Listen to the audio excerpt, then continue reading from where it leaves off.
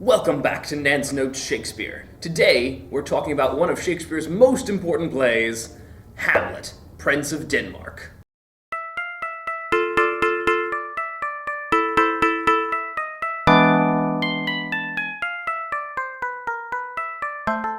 Hamlet is probably Shakespeare's most famous tragedy. It certainly gets the most criticism written about it, and it also gets studied more frequently, probably, than any other play. What makes Hamlet so interesting? Let's start with a summary of the play.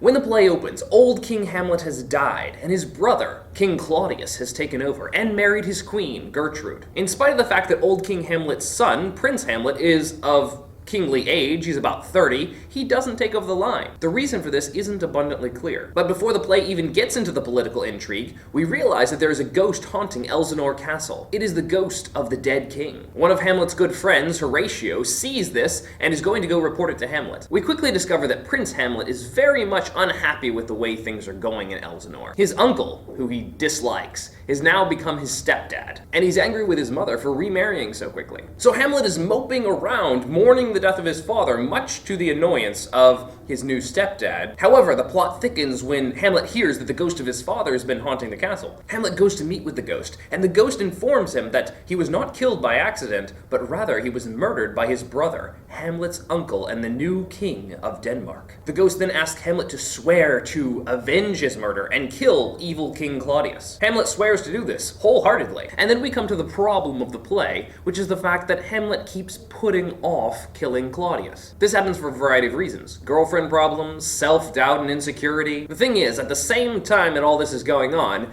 Hamlet's girlfriend, Ophelia, is being told by her father not to speak to Hamlet anymore. And so she stops responding to his texts, more or less. Hamlet's already feeling really betrayed by his mom for so quickly forgetting his father, and now here his girlfriend ditches him because her dad says so? Hamlet seems to lose all faith in women, not to mention humanity. Meanwhile, King Claudius, Queen Gertrude, and their advisor Polonius, who also happens to be Ophelia's father, Hamlet's girlfriend, they all try to resolve two problems. One, what's up with Hamlet? Why does he keep moping around? What can we do about him?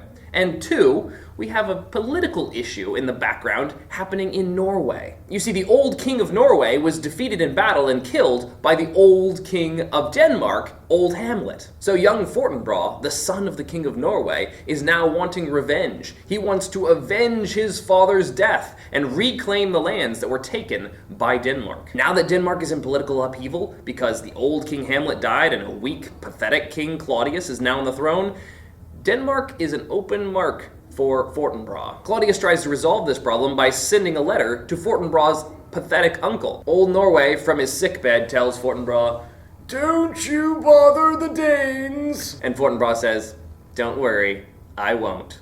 And then they make arrangements for Fortinbras to march armed through Denmark to get to Poland. That doesn't sound fishy at all. Meanwhile, Polonius has gotten the impression that because he forbade his daughter to accept Hamlet's love, he's gone crazy for her love. Now, Polonius is a busybody, he's a babbling old man, he's very wordy and verbose, and he plans to spy on Hamlet and figure out exactly why Hamlet's gone crazy. Meanwhile, Gertrude and Claudius have called some of Hamlet's old friends, Rosencrantz and Guildenstern, to come chat with Hamlet and see if they can figure it out. So pretty quickly, Hamlet is beset with spies. He's got his old school friends who are snooping on him to inform the king and queen, and he also has Polonius who's always sniffing around. Meanwhile, he's wrestling internally with what he should do, how he should deal with Claudius. And in his frustration, he doesn't even really want to live anymore. Just at this moment, in pop a bunch of actors who are going to put on a play. Hamlet is excited by this, and he takes the opportunity to stage a play to test Claudius, and to test the ghost to see if the ghost was an honest ghost. In short, Hamlet has his father's murder performed in front of Claudius to see if he flinches. He does, and gets very upset. Hamlet realizes that yes, the ghost is true, Claudius is really the villain, I'm gonna kill him now. And when he rushes to take advantage of the opportunity, he finds Claudius praying. Now Claudius is feeling guilt-ridden, remembering all of his crimes, so he falls to his knees, hoping that heaven will forgive him,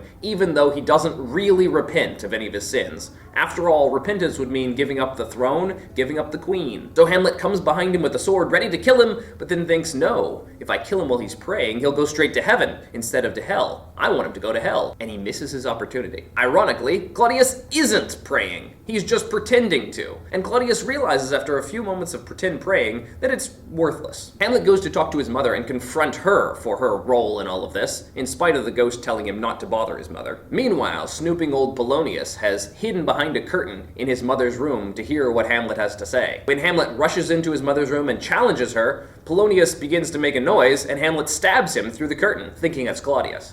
Oops. He feels bad about it, but then he goes on to explain to his mother how her remarriage to Claudius was an awful idea. He convicts her of her sin in the matter and then drags off the body of Polonius. Now that Claudius knows that Hamlet knows, he has to get rid of Hamlet. Plus, he's seen that Hamlet is capable of murder. So Claudius devises a scheme. He says he'll send Hamlet to England till everything calms down in Denmark, and that way he can appease the queen, who loves Hamlet, he can appease the people, who love Hamlet, and he can send a letter to the King of England, who owes him a big favor, and tell the King of England to kill Hamlet on sight. This letter is sent with Hamlet's dear friends Rosencrantz and Guildenstern, who are still bumbling about. And so off they sail to England, with a quick glance at Fortinbras, noticing how Fortinbras is so ready to avenge his father, and here Hamlet has wasted all this time, not doing anything to the purpose yet. Meanwhile, in Elsinore, Ophelia goes crazy. Her boyfriend just killed her dad. That's a good enough reason to go crazy. But her brother rushes in from school. He is ticked off that his father has been killed, and he attacks Claudius. Claudius calms him down and convinces him that it was actually Hamlet's fault. Once Claudius gets Laertes on his side, Laertes is very loyal and ready to do anything to avenge his father's murder. He becomes something of a backup plan in case England goes sour. Claudius and Laertes' conference is interrupted by two important bits of information. Number one, Hamlet's ship was attacked by pirates, and he escaped by jumping onto the pirate ship. Number two, Ophelia, in her craziness, jumped in a river and drowned herself. So, because Hamlet has escaped and is coming back to Elsinore, Claudius puts plan B into action.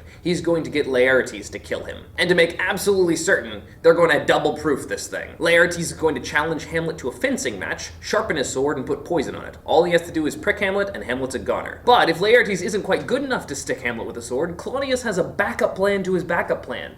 If Hamlet wins a couple of rounds, Claudius is going to offer him a drink of some poison. So if Hamlet wins, he dies. If Hamlet loses, he dies. Hamlet arrives back in Denmark just in time for Ophelia's funeral, and stumbles across her open grave, not realizing that it's Ophelia's. The funeral procession comes forward, and there is his girlfriend, dead. He and Laertes get into a shouting match over and in her grave, until Claudius calms Laertes down again, reminding him to bide his time. And we come to the dramatic conclusion. Hamlet reveals that he switched letters out, and Rosencrantz and Guildenstern have gone to their deaths instead of him, and though he suspects something is up, he accepts the challenge of Laertes. They fence, Hamlet's doing well, Claudius offers him the cup, and he doesn't take it. Instead, Queen Gertrude decides to raise a toast to Hamlet, grabbing the poisoned cup without realizing it. Claudius tries to tell her not to drink, but he can't explain why, because he doesn't want to tell her that he's about to poison her son. So she drinks and dies. In the chaos, Laertes cuts Hamlet with the poisoned sword, and then Hamlet, in his anger, wrests the sword away from Laertes and stabs Laertes. Laertes dies, but not before getting the chance to tell Hamlet that he's sorry, and he realizes that he was in the wrong. He explains the whole corrupt plot of Claudius, and Hamlet turns on Claudius at the last possible minute, realizing he's already poisoned and about to die. And now that Hamlet's actually dying, he finally has the gumption to kill Claudius,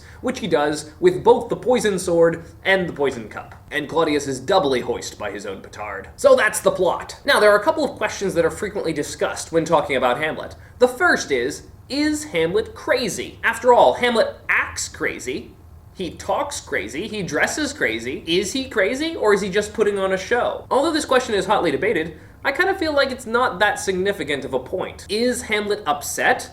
Yes. Does he have a reason to be? Yes. Does he act a little weird? Not outside the bounds of reason. Compare him to Ophelia, who walks around singing strange songs and then drowns herself when she loses her mind. Hamlet's not that crazy. And although the themes of Ophelia's songs recognize the inner turmoil that she's experienced over her boyfriend killing her father, and all the guilt she feels with that, she still is very obviously out of her mind. Hamlet, on the other hand, tells us straight up from the beginning that he's going to pretend to be crazy. Real crazy people don't say, "I'm pretending to be crazy."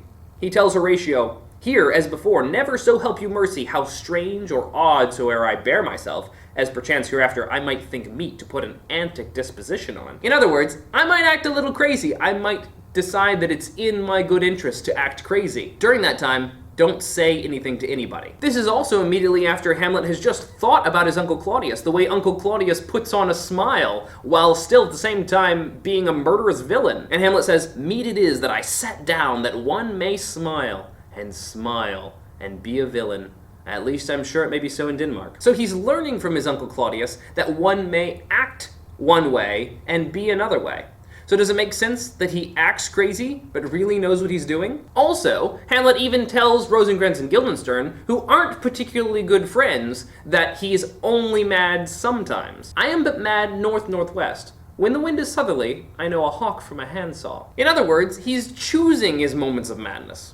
So is Hamlet really mad? Some evidence cited against him is the fact that he acts mad to Ophelia, right after the ghost talks to him. After all, if anybody knows what's going on with Hamlet, it should be Ophelia. He's very close to her. But is he at this point? When Ophelia describes seeing Hamlet saying, "Lord Hamlet with his doublet all unbraced, no hat upon his head, his stockings fouled, ungartered, and down jivvied to his ankle, pale as his shirt, his knees knocking each other, and with a look so piteous and purport, as if he had been loosed out of hell, to speak of horrors, he comes before me." So Hamlet looks pretty rough. But is this excusable? Consider, he just saw the ghost of his dead father, who tells him he's been murdered. Ophelia has inexplicably just cut off their relationship, and not returned any of his calls or texts. He's just realized that his stepdad is a crazy murderer, and this crazy guy's sleeping with his mom. Does Hamlet have a right to act a little strange to Ophelia? Well, yes. He doesn't trust Ophelia. He's already seen how unfaithfulness works in his own mother, and he's very angry about that. And then when Ophelia cuts him off, he has a reason to be angry at her as well. He comes to generalize a rule about women, that they're all unfaithful. On the other hand, the crazy talk that he expresses throughout the book,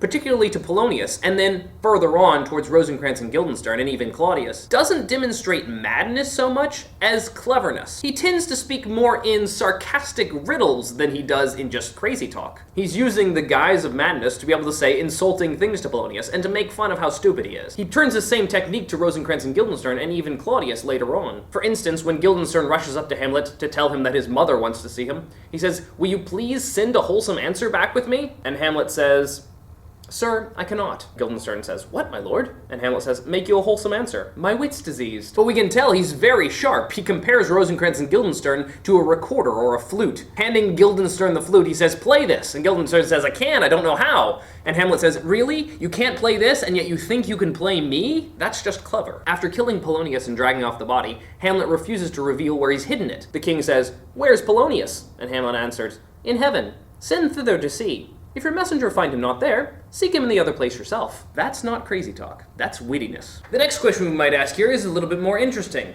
Why doesn't Hamlet just go kill Claudius already? The real problem of the book is the fact that he keeps stalling. He has several opportunities, but each one he fails to take. First, as soon as he finds out, he doesn't just go and kill Claudius like he says he's going to. He waits, and then he acts as if he just needs affirmation. He just needs to confirm that what the ghost says is true. So he stages the play within the play. But after receiving a clear indication that Claudius is in fact guilty, he rushes up and doesn't kill him. After being encouraged by the ghost a second time, and after receiving every indication that he really ought to be killing Claudius, he up and leaves for England. Granted, by the time he goes to England, he's pretty much arrested and deported, but he clearly indicates that he's willing to go to England and knows he's going to England when he's speaking to his mother. Why doesn't he take the chance to kill Claudius then? And when he finally returns from England, he doesn't just go straight and kill Claudius. He piddles around, he plays around, he has a duel with Laertes. It's not until he knows he's dying and has just a few minutes left to live that he has enough courage to do what he needs to do. What does this show about him? This idea of indecision is important, I think, to all of us. We all wrestle with big choices in our lives. We all struggle with big decisions. And just because we know something probably is the right thing to do, doesn't mean we want to do it. When Hamlet first speaks to the ghost, he says, "Oh, I'm going to do it. I'm going to go do it right now. I will blotch out everything in my mind except for doing this for you." But then, even then, the scene ends with him saying, "Oh, cursed spite that ever I was born to set it right." In other words, even from the first, he wishes it didn't have to be him. It's interesting to note that even though Hamlet hates Claudius, he keeps stalling killing him. Killing a person face to face, even though you think that's your fate, is difficult to do. It's funny that en route to kill Claudius, Hamlet winds up killing 4 other people. But notice how each time it's very impersonal. It's difficult to stand up to Claudius face to face and kill him, but he's able to stab Polonius through a curtain, he's able to send Rosencrantz and Guildenstern to their death with a letter, and he kills Laertes, which is accidental. He just cuts him with the same knife that he was cut with. We could compare this to the concept of cyberbullying. It's easy enough to abuse someone when they're not standing in front of you looking at you, but it's a lot harder to actually face your problems head on and talk to a person face to face. Or in this case, fight the person face to face. Finally, the book Hamlet has a lot to say about grief. The book opens with Hamlet grieving for his father. It continues as he wrestles with different approaches to death and grief, and how we ought to grieve. After Hamlet has become responsible for some deaths, he begins to look at death a little bit differently. He reflects on the concept of his own death. He reflects on the concept of death of his friends, death of family members, death of people who you once knew a long time ago. There's a lot in the book about how death equalizes us. All of us die. All of us turn to dust. And that's something ultimately he has to accept. Next time, we'll look at Act 1 more in depth. To watch that video, click on the copy of Hamlet right here. Or click on Shakespeare and you can watch a different Shakespeare video. Or click on my mug to subscribe. Thanks so much for watching, and I'll see you next time.